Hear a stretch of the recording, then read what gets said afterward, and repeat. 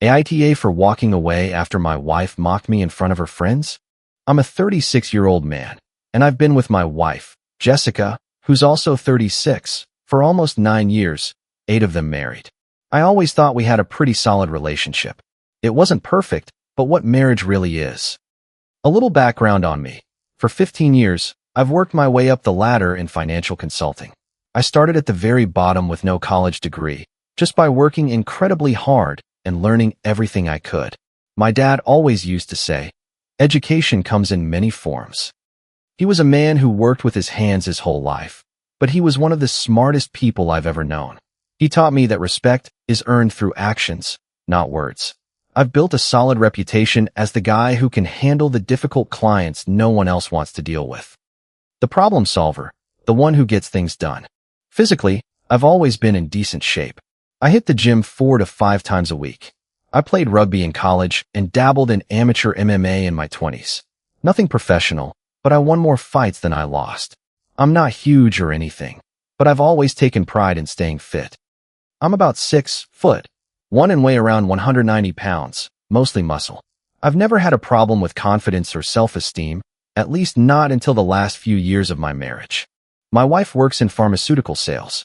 You know, the kind of job where looks and the ability to make a good impression matter more than actual product knowledge. She's always talking about networking and the importance of making the right connections to climb the ladder. She's the type of person who judges a restaurant by how likely you are to run into important people there. Anyway, one Friday, she insisted we host a dinner party at our house with some of her coworkers and their spouses. It's important for my career, she told me in that tone that made it clear it wasn't up for discussion. I'm not a big fan of hosting parties. I'd rather watch the game with a few buddies, but I figured it was important to her, so why not? I spent the entire day working my tail off to make everything perfect. I deep cleaned the whole house. I made a 3-course meal. I've always loved to cook. It's something my dad taught me. I made sure the wine was perfectly chilled. I went all out. I made a roast that takes about 6 hours to get just right. Homemade appetizers. I even made a cheesecake entirely from scratch. The evening started off pretty well. Everyone was eating the appetizers, making small talk, and complimenting my cooking. These pharma types were all dressed like they'd stepped out of a catalog. Perfect hair, perfect teeth, perfectly mastered superficial conversation. I started to think that maybe this night wouldn't be so bad after all. I can play the perfect host for one evening. Then my wife got to her 3rd glass of wine. I know her patterns. Beer makes her sleepy. Hard liquor makes her aggressive. But wine makes her mean. The conversation eventually turned to relationships, and I saw that look come over her face. That smile I'd learned to recognize, the one that meant trouble was coming. It's like watching a car crash about to happen without being able to do anything to stop it. She turned to her colleagues and said, "You know what's funny?" Her voice was much louder than necessary. When we first met, I thought he'd be an incredible catch. Tall, successful, impressive in every department. She emphasized the word every, like she was performing in a bad comedy show. I was immediately on guard. I knew where this was going. One of her co-workers' husbands asked, "He's not." Everyone laughed, thinking it was just some light-hearted marital banter. Then she held up her hand and pinched her thumb and forefinger together, leaving almost no space between them, before saying, "Let's just say some things don't quite measure up to expectations." The whole table erupted in laughter while I just sat there, my face burning with shame. But she wasn't finished. Honestly, it's like being married to a teenager. He's more of a sprinter than a marathon runner, if you know what I mean. More laughter. Sometimes I wonder if I should buy him a booster seat for dinner parties. One of her colleagues tried to change the subject, probably sensing how awkward the situation was becoming. But my wife pushed on. "No, really, it's fine. We all have our crosses to bear. Mine is just a lighter burden than most." Then she raised her glass in a mocking toast. I just sat there, completely frozen, my food untouched, clutching my napkin so tightly my knuckles had turned white. The conversation eventually moved on, but the damage was done. I could see it in everyone's eyes. The pity, the embarrassment, that uncomfortable awareness you can't unsee once you've noticed it. My manhood, my confidence, my dignity, all of it had been laid bare like a cheap joke at my own dinner table. The worst part was, it wasn't even the first time she'd done something like this. It was just the first time she'd done it in front of people I'd have to see again. I remember thinking to myself, I cooked all this food, cleaned this house, and this is how she treats me. But like always, I kept it all inside and put on a smile, because that's what a man is supposed to do, right? Take it, don't make a scene. But something inside me broke that night. Something that couldn't be fixed. What hurt the most wasn't just the humiliation. It was the realization that the person who was supposed to be my closest ally, my partner, thought so little of me that she'd use my most private insecurities as dinner party entertainment. I managed to get through the rest of the evening on autopilot, clearing plates, refilling glasses, forcing smiles, making sure everyone had coffee and dessert, playing the perfect host while feeling like I was dying inside. But behind my smile, something was shattering. Something fundamental was changing in how I saw my marriage, my wife, and myself. After everyone left, she acted like nothing had happened. She kicked off her heels, flopped onto the couch, and started scrolling through her phone. When I brought up what happened, she completely dismissed my feelings. Oh, relax, it was just a joke. Everyone teases their partner. You're way too sensitive. She didn't even look up from her phone. Would you appreciate it if I made jokes about your body in front of your coworkers? I asked, trying to keep my voice calm. She rolled her eyes. God, you're so dramatic. It's different for men and women. Besides, they all know I love you. Then she got up and headed to the bedroom. I'm tired. Don't stay up too late cleaning. That night, as she slept peacefully beside me, I lay awake, staring at the ceiling. Her words replayed in my mind. It wasn't the first time she'd made that kind of comment, but it was the first time it had been so public, so deliberate. I thought about my dad and what he'd taught me growing up. He was old school. To him, a man provided, protected, and persevered. He'd worked at the same company for 40 years without ever complaining. Even when his hands got so arthritic, he could barely hold a pen. Son, he told me once, a man's worth isn't measured by his wallet or what's in his pants. It's measured by how he stands up when life gets tough. My dad died 2 years ago from cancer. He fought like a champion until the very end. He never complained, not once. He just kept telling us not to worry, that he'd had a good life. That's the kind of man I wanted to be, the kind of husband I had tried to be.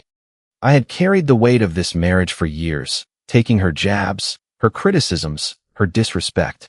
All because I thought that's what a good husband was supposed to do. My dad would never have complained about his marriage. He and my mom were together for 45 years when he died. But I'm pretty sure my mom never made fun of his manhood in front of their friends, either. But this dinner party was different.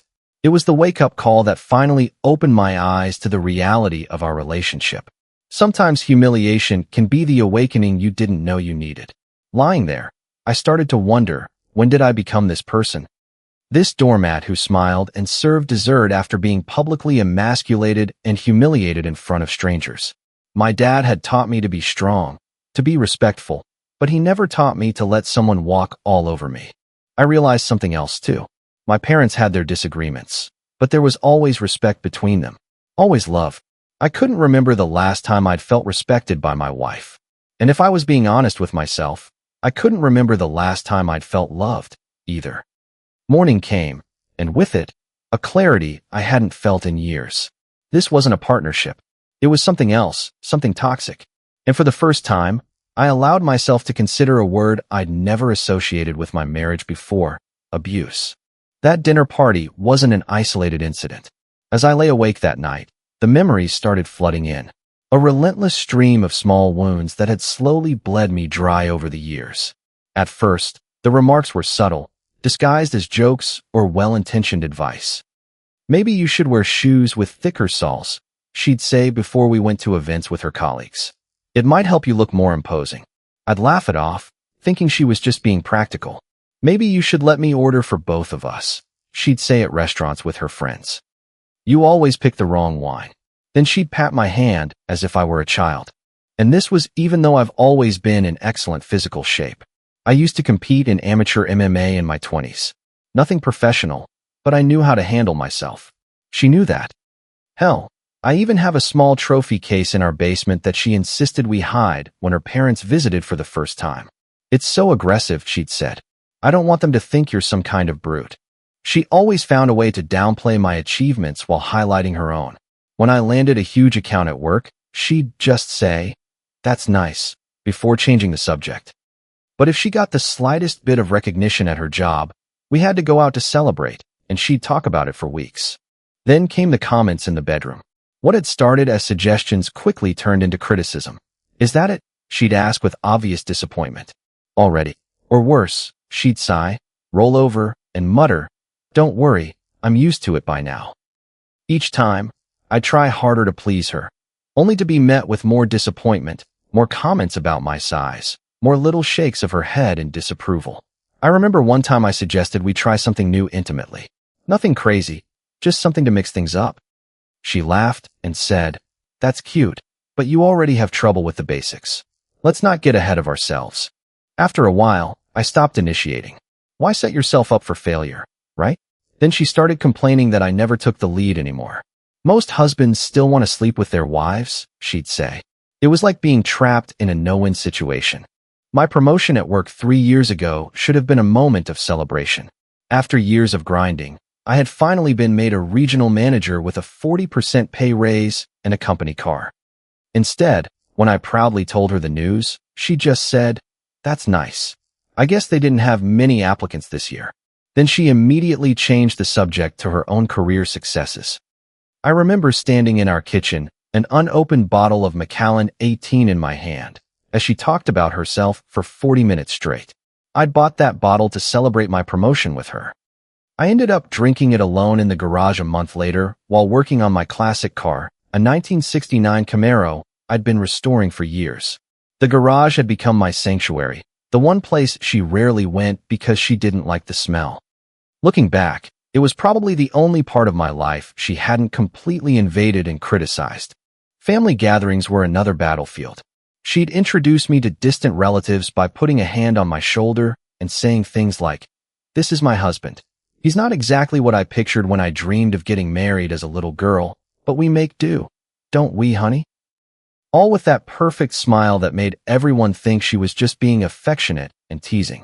When we went clothes shopping, she'd hold up smaller sizes and say, "Maybe one day," right in front of the salespeople. If I tried on something I liked, she'd furrow her brow slightly and say, "It's fine if that's what you want, but it doesn't really do anything for you." Even my hobbies weren't safe. When I got back into boxing, something I'd always loved, she'd laugh and tell her friends on the phone, "I think it's his midlife crisis. He's trying to recapture his glory days, but mostly he just comes home sore and complains." I quit after 3 months. The worst was when my father got sick. Instead of supporting me through one of the most difficult times of my life, she turned it into a chore. "Do we have to go see him again? We were just there last weekend." Or, "I don't see why you need to be there so much. The doctors are doing all they can." The night after his funeral, she complained that I was bringing the mood down in the house and suggested I try to move on. My father wasn't even in the ground yet, and she was already telling me to get over it. Looking back, I can now see so clearly what I was unable to see at the time. It was a pattern of systematic emotional abuse. A death by 1,000 cuts, each one small enough to be dismissed individually, but together they had nearly destroyed me. The most twisted pattern was how she would build me up in private, just enough so she could tear me down in public. She'd tell me I looked handsome as we were getting ready for a party, only to tell everyone there that she had to help me pick out my outfit because I dressed like a colorblind teenager. She'd compliment a dish I made at home, then tell guests I was still learning the basics. Our vacations followed the exact same script. She would criticize my planning skills, my sense of direction, my choice of restaurants, all while posting pictures of us on social media looking like the perfect couple. The contrast between the image of our marriage she presented online and the reality was completely mind-boggling. The night after that dinner party, scrolling through her Instagram, I saw she had posted pictures from the evening. An amazing dinner with amazing friends and my amazing hubby who made it all possible. The comments were filled with heart emojis and couple goals messages. That's when I truly understood. I was living in 2 different marriages, the one she curated publicly online and the one we lived privately, where she constantly reminded me I was never good enough. As the morning light streamed through our bedroom curtains, I realized with stark clarity that this wasn't love. It was abuse, and it had been going on for years. The realization that I was in an abusive marriage changed something fundamental in me. For the first time, I started paying attention to the little things I had always ignored, like how she was intensely protective of her phone, always placing it face down whenever I entered the room, or how she would step outside to take certain calls, claiming they were work-related, even at 10 p.m. on a weekend. I'd never been the jealous type. I trusted her completely, even when friends hinted that maybe I shouldn't. All those overnight conferences, my buddy Mike had once said, sure are convenient for her. I had shut him down immediately. She's not like that, I insisted. Her career is important to her. 2 days after the dinner party, she left her phone on the kitchen counter while she took a shower. It started vibrating several times with incoming messages. I had never gone through her phone before. Trust had always been important to me, even when I was the only one honoring it. But this time, something compelled me to look. On the lock screen were messages from a contact saved as Gym Regional Training. The messages were intimate and deeply inappropriate, talking about a recent night they had spent together and making plans to meet again. My hands were shaking as I picked up her phone. In a bitter twist of irony, she had never changed her password from when we'd first set up our phones years ago. I opened the conversation, and it felt like the room was spinning. There were hundreds of messages going back for months, explicit photos, detailed accounts of their hotel meetups, and plans for their next encounter. This guy wasn't even her coworker like I'd first thought. He was some guy she'd met at a professional conference, a part-time personal trainer who worked at the hotel gym where she was staying, but at 35, mostly lived off his parents. According to their messages, he lived in their furnished basement apartment and drove his dad's old car. They had inside jokes about me, about my job, about my performance, about how completely clueless I was. The most recent messages were about their planned meetup for the next night. Apparently, I was supposed to be working late, which was news to me. But what truly destroyed me were the messages where they talked about me. He has no idea, she had written. He's too busy trying to please me to notice anything. Jim had asked if she felt guilty for finally being with a real man. She replied, he should be thanking me for staying with him this long. At least Jim knows how to use what he's got, even if all he's got is being good at one thing. LOL. I kept scrolling and found messages from the night of the dinner party. He's just sitting here and taking it, she had written. I basically called him small and useless in front of everyone, and he still served dessert with a smile. It's almost too easy. Jim had replied, that's because he knows he can't do any better than you. I bet he gets off thinking about you with a real man. There were pictures, too, demeaning comparisons between him and me, and inappropriate details about their intimate life designed to mock my own. I felt sick. I was enraged, but mostly, I felt a strange coldness and clarity I hadn't known in years. I kept reading, unable to stop. The messages went back 7 months, almost to the day, but there were also references to other men before Jim. Mentions of a David and some guy named Tony who had apparently been fun while it lasted. My entire marriage flashed before my eyes. All those late nights at the office, her weekend conferences, her girls' trips. Had any of it been real? Had she ever been faithful? I heard the shower turn off upstairs. With almost mechanical precision, I took screenshots of the most important conversations. I sent them to myself, then deleted the messages from her phone. I placed the phone back exactly where I had found it. Then I went to the kitchen sink and splashed cold water on my face. When she came downstairs, wrapped in her bathrobe with her hair in a towel, I was calmly making coffee. Sleep well? I asked, my voice surprisingly steady. Like a baby, she replied, completely unaware that her world was about to come crashing down. I printed the most important documents and screenshots and put them neatly in a folder. Then I called my friend Mike and asked if I could stay at his place for a few days. Mike and I have known each other since high school. He's the kind of friend who would help you bury a body without asking questions. We played rugby together, got into plenty of trouble as teenagers, and he was the best man at my wedding. Everything okay? He asked, sensing immediately that something was wrong. Not really, I admitted. I can't talk about it right now, but I need a place to crash for a bit. Bro, he said without hesitation. You want me to bring beer? Maybe tomorrow. Tonight, I need a clear head. Next, I contacted a lawyer. Not just any lawyer, but Jeanette Klein, known as the most ruthless divorce attorney in the city. Her firm's slogan was literally, "We don't get revenge, we get everything." "I can see you at 3 p.m., she said after hearing the briefest summary of my situation. Bring every financial document you can gather and bring those screenshots.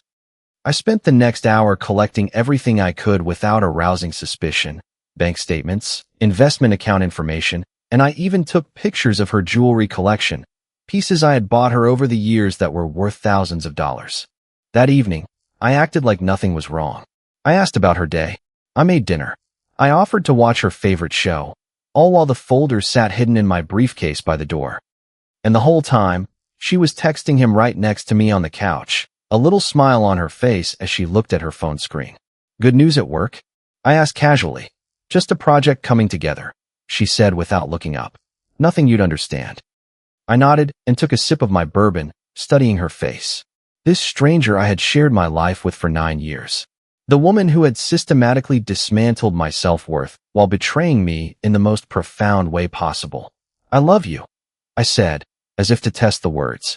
She glanced up briefly. Love you too, she replied mechanically before going back to her phone. That moment of empty, well-rehearsed routine made things perfectly clear. I wasn't just being belittled and humiliated. I was being actively deceived by someone who truly did not love me. And for the first time since this nightmare began, I felt something unexpected rising inside me.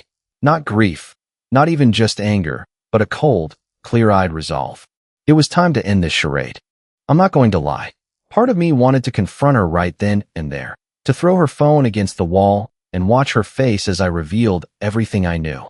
The old me, the fighter who never backed down from a challenge, was screaming to be let out. But the strategist in me, the one that had taken me from an entry-level position to a regional manager, knew better. This wasn't a bar fight. This was psychological warfare, and I had to be smart. So, I waited and I planned. The meeting with Jeanette went exactly as I had hoped. She was cold, calculating, and completely on my side. You have an extremely strong case, she said, reviewing the evidence I had gathered. The infidelity is well documented. From what you've described, there is a clear pattern of emotional abuse. What do I do now? I asked. Don't confront her yet, Jeanette advised. We need to secure your assets first. Transfer half the money from your joint accounts to a new personal account. Make an inventory of everything valuable in the house.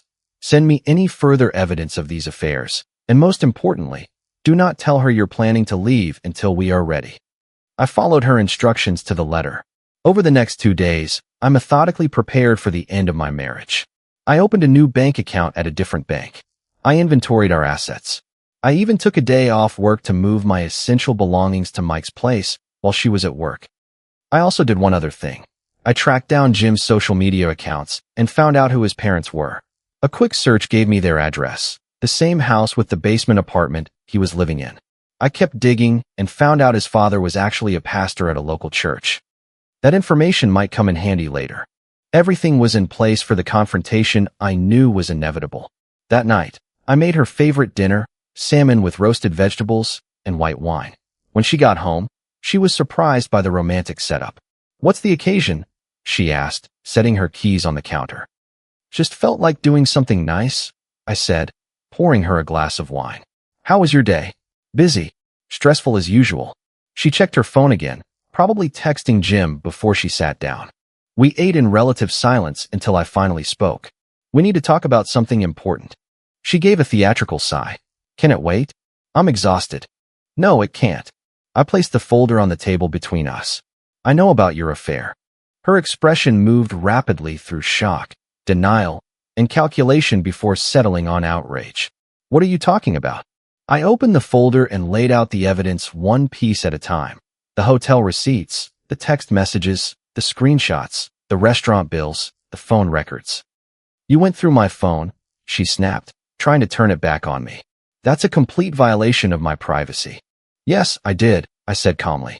After years of emotional abuse and public humiliation, I finally decided to trust my gut. She laughed, incredulous. Abuse? Are you serious? I've supported you in everything you've ever done. You've torn me down at every opportunity. I shot back.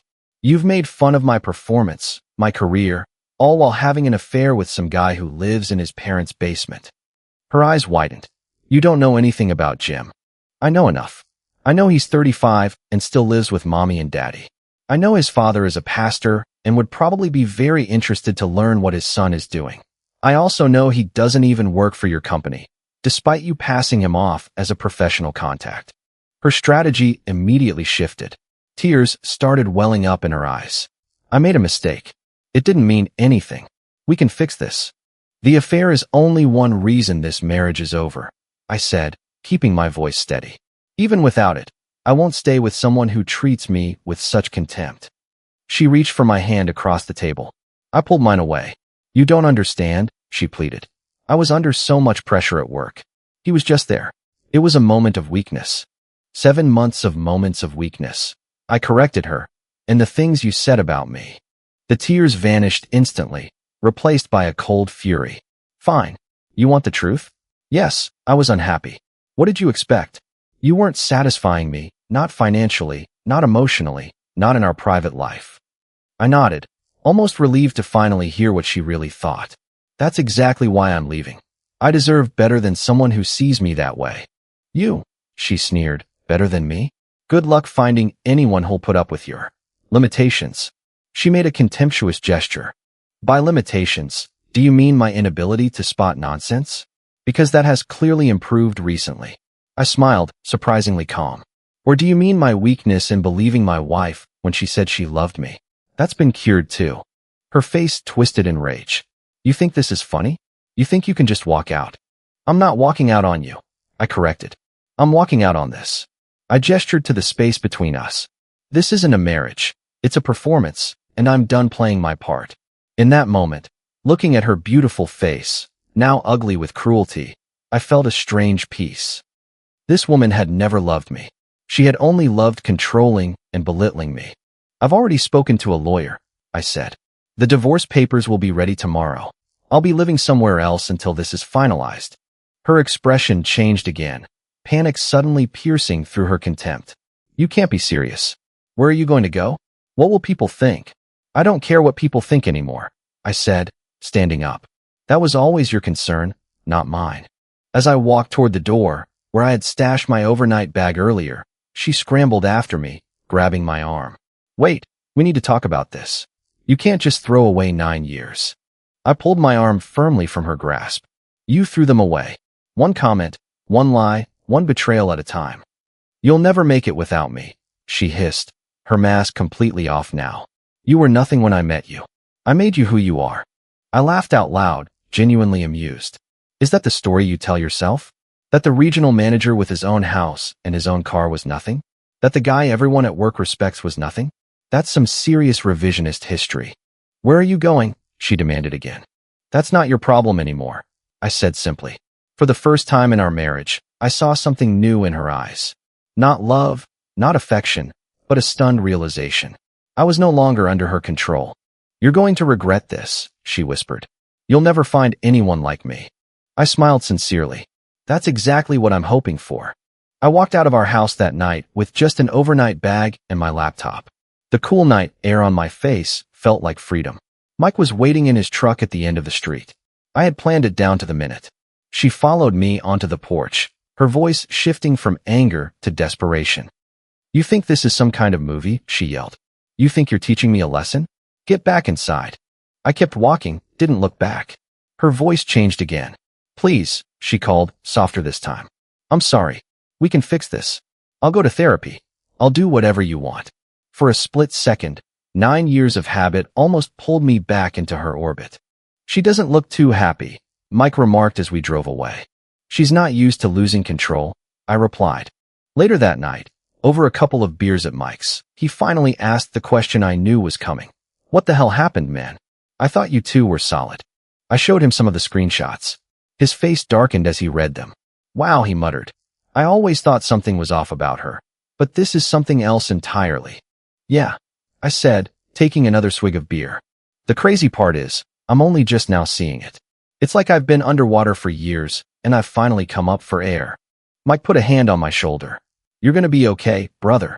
You stay here as long as you need, and when you're ready, we'll go out and celebrate your freedom. The next 3 days were a whirlwind of practicalities. My lawyer fast-tracked the divorce filing. I set up new accounts. I arranged for a moving company to get the rest of my things while she was at work.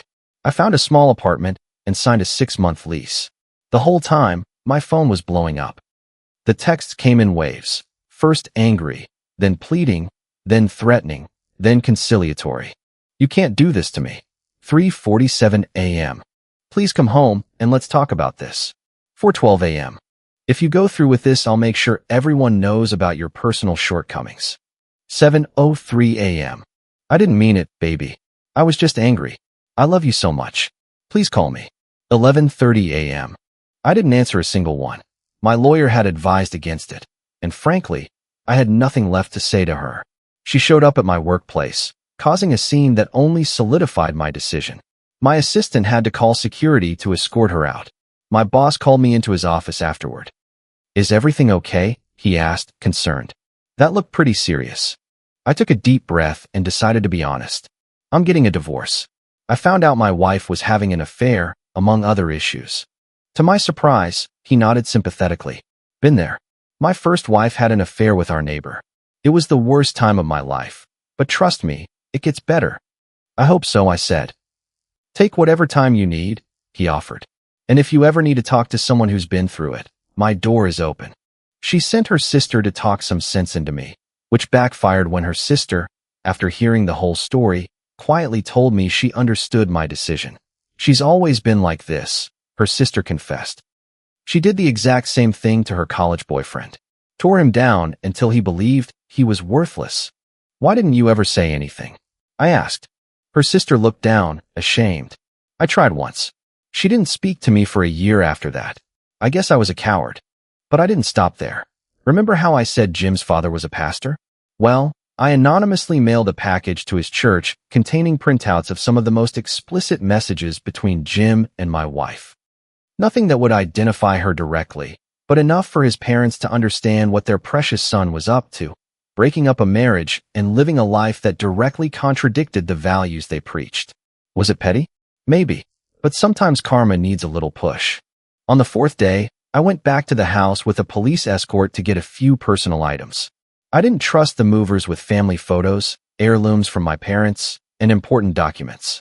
She was waiting, her eyes red and swollen. You called the cops on me, she hissed as I walked in. I'm just here for my things, I said, walking past her into our bedroom.